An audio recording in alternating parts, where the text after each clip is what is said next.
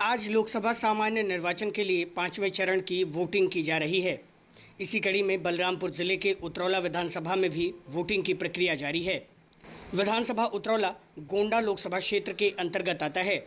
यहां पर 249 मतदान केंद्र बनाए गए हैं, जहां पर 463 पोलिंग बूथों के माध्यम से 4,26,913 मतदाता अपने पसंदीदा उम्मीदवारों के भाग्य का फैसला आज ईवीएम मशीनों में कैद करेंगे।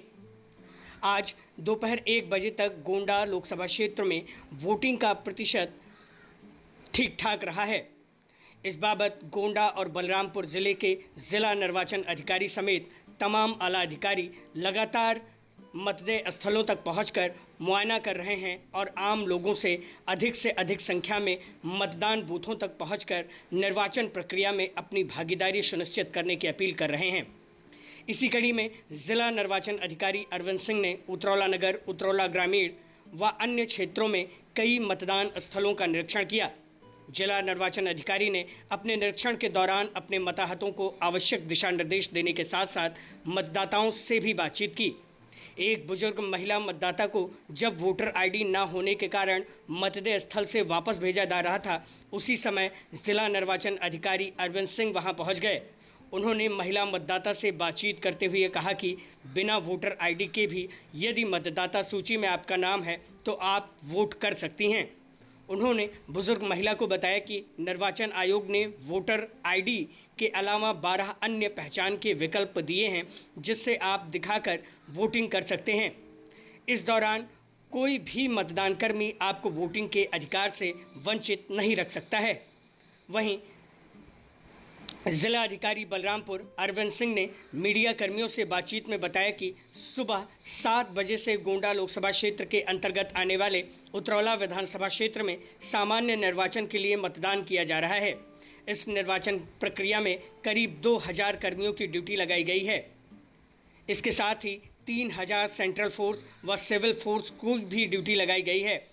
मतदान पूरी तरह से शांतिपूर्ण हो, इसमें किसी तरह का कोई व्यवधान उत्पन्न ना हो, इसके लिए हम सभी लोग लगातार भ्रमणशील रहते हुए अपने सेक्टर व स्टैटिक मजिस्ट्रेट को आवश्यक दिशा निर्देश दे रहे हैं।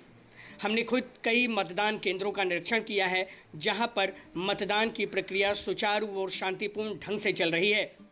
उन्होंने मतदान प्रतिशत पर बात करते हुए कहा कि जिले में मतदान प्रतिशत को बढ़ाने के लिए हम लगातार प्रयासशील हैं। मतदाताओं से जिला निर्वाचन कार्यालय और हम सभी यह अपील कर रहे हैं कि वह ज़्यादा से ज़्यादा अपने घरों से बाहर निकलें और अपने मताधिकार का प्रयोग करते हुए राष्ट्र निर्माण में अपना सहयोग करें। इसलिए हमने राखी अभियान की शुरुआत भी की है। हम आपको बताते चलें कि लोकसभा चुनाव के 5वें चरण का मतदान जारी है। उतरौला विधानसभा क्षेत्र लोकसभा संसदीय क्षेत्र गोंडा के अंतर्गत आता है। यहां पर कुल 463 बूथों पर प्रातः 7 बजे से ही मतदान की प्रक्रिया जारी है। मतदान केंद्रों पर मतदान शुरू होते ही लंबी कतारें लग गई हैं। दोपहर के समय मामला कुछ शांत नज़र आ रहा है, लेकिन शाम तक भीड़ बढ़ने की उम्मीद है। लोग अपने मताधिकार का प्रयोग करने के लिए अपने घरों से निकल कर मतदान केंद्रों तक पहुंच रहे हैं। सुनिए बलरामपुर के जिला निर्वाचन अधिकारी अरविंद सिंह ने मीडिया कर्मियों से बातचीत करते हुए क्या क्या बताया। ये चुनाव को लेकर करके जो माननीय निर्वाचन आयोग के मापदंड हैं, हम लोग उससे भी ज़्यादा स्तर पर जो है अपनी माइक्रो प्लानिंग कर रखे हैं और ये खून पसीना हम लोगों ने पिछले कई माह से बहाए हुए हैं। हमारा कंट्रोल सेंटर एक यहाँ पर भी है उतरौला तहसील में, और एक मास्टर कंट्रोल सेंटर जो है हमारे कलेक्ट्रेट में भी है। ये बहुत निपुण अधिकारी हैं जो कि तकनीकी रूप से, प्रोसीजरल रूप से, कानूनी रूप से भी बहुत ही भिज्ञ हैं। और यही कारण है कि उतरौला एसी में जो गोंडा पीसी के अंतर्गत आती है, हमें बहुत कम प्रॉब्लम हुई, जबकि सुबह 5:30 बजे से लेकर के 7:30 बजे के बीच में कई बार ऐसा होता है कि कुछ मशीनें ठीक से काम नहीं कर पाती हैं या मौके पे प्रिसाइडिंग ऑफिसरों में पैनिक हो जाता है, वो काम नहीं कर पाते हैं। लेकिन 100% हर जगह पर जो है पोलिंग मतदान हो रहा है।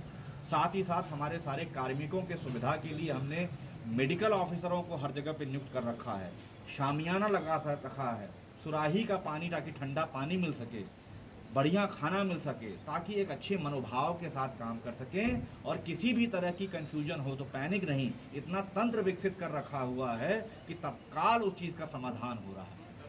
दूसरा, आम जनमानस में अपने आचरण से हम लोगों ने सिद्ध किया हुआ है कि हमारे लिए सभी लोग बराबर हैं, सभी इक्वल फुटिंग पे हैं, चाहे कोई भी हो, चाहे निर्धन हो, चाहे गरीब हो, किसी भी जाति का हो, किसी भी धर्म का हो रहा हो। और इसीलिए 9 बजे तक का हमारा मतदान 12.30% जो है अब तक हो गया है, जो कि एक अच्छा मतदान है। और अभी 9 बजे से 12 बजे के बीच में भी बहुत ज़्यादा पिकअप कर रहा होगा हमारा चुनाव। रैंडम रूप से मैंने निगाह रखी है हर पोलिंग बूथ पर। हमारे पास जो तंत्र है सूचना का इंडिपेंडेंट रूप से, वो भी बहुत व्यापक स्तर का हमारा कम्युनिकेशन प्लान है, जिससे कि मैं अपने अल्टरनेट इंटेलिजेंस के मैकेनिज्म से भी सूचनाओं को प्राप्त करता हूँ, सरकारी मैकेनिज्म के अलावा भी, जिससे कि मौके की चीज़ों के बारे में पता चल सके। तो मैं ये पूरा विश्वास दिलाना चाहता हूँ कि उतरौला एसी, जो कि गोंडा पार्लियामेंट्री सीट के अंतर्गत आती है, यहाँ पर बहुत ही शुचितापूर्वक, गरिमापूर्वक चुनाव हो रहा होगा और बहुत अच्छा प्रतिशत होगा।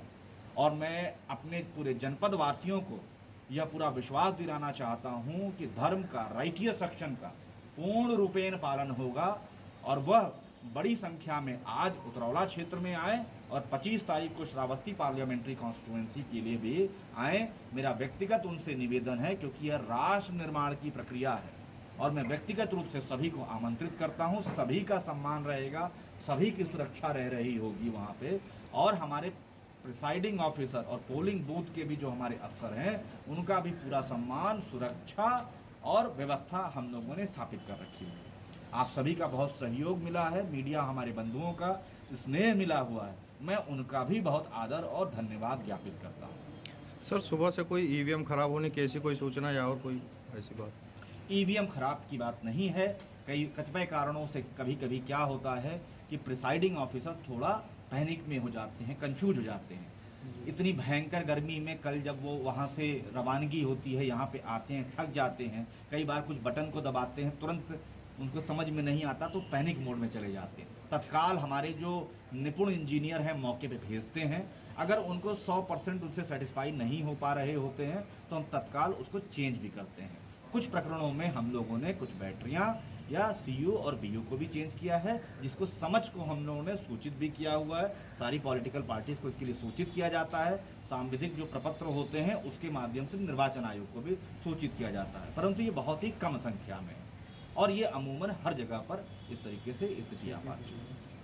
सर, एक जो आपके द्वारा एक बहुत अच्छी पहल की गई है, राखी बांधकर जो है उसको निर्वाचन का परसेंटेज बढ़ाने के लिए, तो ऐसी स्थिति में क्या लग रहा है, कितना कुछ बढ़ पाएगा, क्या प्रभाव डाल पाएगा? देखिए, राखी का ही एक ऐसा पर्व है जो कि सभी धर्मों में माना जाता है और चुनाव भी एक राष्ट्रीय पर्व है।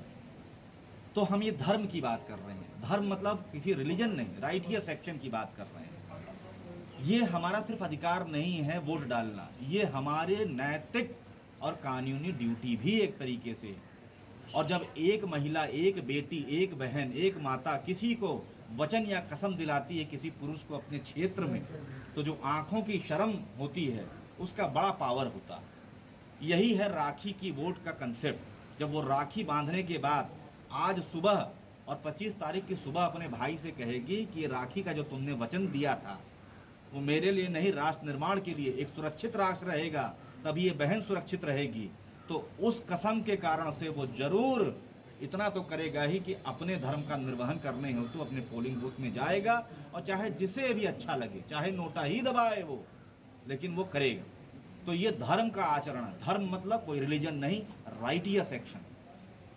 सर, बदलाव मतदान के देखें, हम लोग नित नए प्रयास कर रहे होते हैं। जब हम बहन की राखी की बात कर रहे होते हैं तो बहन की विदाई के वक्त कोई कितना भी निर्धन भाई क्यों ना हो रहा हो, अपना कलेजा लगा देता है कि उसका विवाह बहुत अच्छे से संपन्न हो। तो यही एक तरीके से हमारा एक प्रतिबिंब है अपने मनोकामना का, मनोभाव का, कि हमने अपने पोलिंग बूथ को इस प्रकार से सुंदर सजाया हुआ है। जब इतने सुंदर से सजाया हुआ है तो हमने जिनको निमंत्रण दिया हुआ है अब उनका नैतिक दायित्व तो बनता है कि हमारा निमंत्रण स्वीकार करें और पोलिंग पे आएँ। और मैं अपने मीडिया बंधुओं के साथ भी, जिनका सहयोग मुझे पूरे 1 साल में यहाँ पे जनपद में बहुत ज़्यादा मिला है, उनके माध्यम से भी मैं अपने जनपद वासियों से बहुत ही विनम्र आग्रह करता हूँ कि यह बलरामपुर जनपद, जिसे तथाकथित रूप से पिछड़े जनपदों में जाना जाता था, परंतु अब तेजी से मुख्य जो है विकास के रास्ते में अग्रसर हो चुका है। हवाई अड्डा भी अब आपको अगले महीने मिल जाएगा, यहाँ पे यूनिवर्सिटी भी मिली गई हुई है। तो अब जब ये जनपद तेजी से आगे बढ़ रहा है तो हम पीछे न रहें। तो यह आह्वान मेरे मीडिया बंधुओं के माध्यम से भी हमारे पूरे जनपद वासियों को जाए, ऐसी मेरी मनोकामना है और मेरा आग्रह है आपसे। सर, कुछ करके बैच के सुरक्षा कर्मचारी हैं, बिना बैच के ही घूम रहे हैं। नेम प्लेट नहीं लगा हुआ। नेम प्लेट नहीं लगा हुआ है। पहचान हो पाए कि वर्दी पहन के कोई भी आ सकता है। नहीं, आपने बहुत सुंदर बात कही। अगर ऐसा है, मैं तत्काल इस चीज़ के लिए जो है CAPF के भी जो भी कमांडेंट हैं उनसे और SP साहब से तुरंत अभी बात करता हूँ। और अगर ऐसा कतिपय 2-4 जगहों पे कमियां रहेंगी तो कमियों को सुधारना भी हमारा काम है।